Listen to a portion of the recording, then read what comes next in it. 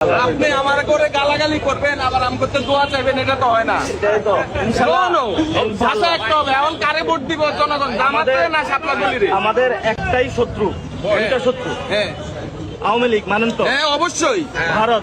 অবশ্যই এই দুইটা শত্রুর বিরুদ্ধে দাঁড়াইতে হবে এবং বাংলাদেশে এখন দুইটা লিসেন, হ্যাঁ আমি আপনাদের শুনছি, বুঝে ফেলছি। দুইটা শত্রুর বিরুদ্ধে দাঁড়াতে হলে আমাদের ঐক্যবদ্ধ হইতে হবে। ঐক্যবদ্ধ হতে আপনি হবে, যদি আমাকে গালাগালি করেন, আপনি আমাকে ভাই হিসাবে না মানেন, হিন্দু বৌদ্ধ ঐক্য পরিষদ করছে, মুসলমান বাদ দিছে। জি। আপনারা সবাই মিলে পরিষদ করছেন, বিএনপি রে বাদ দিচ্ছেন। আবার বিএনপির পার্টি অফিসের সামনে এসে অবশ্যই ভোট চাওয়ার অধিকার, যোগ্যতা, সক্ষমতা আল্লাহ সুবহানাহু ওয়া তাআলা আপনাকে দিয়েছেন। মির্জা আব্বাস ধানের শীষ, ইনশাআল্লাহ এলাকার স্থানীয় লোক। আমার যদি অপরাধ হয় আপনি আমাকে বলবেন।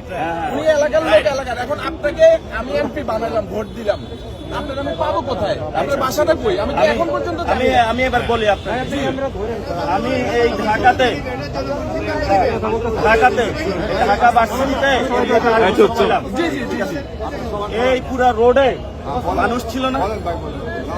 এই 5 তারিখের আগে সবাই আন্দোলন করতে এসেছিল না? হ্যাঁ হ্যাঁ, সবাই আসে। পুলিশ গুলি করেছিল না? হ্যাঁ করেছিল। ছাত্র দলের অনেক ভাই গুলি খেয়েছিল না? বিএনপির অনেক ভাই গুলি খেয়েছিল না?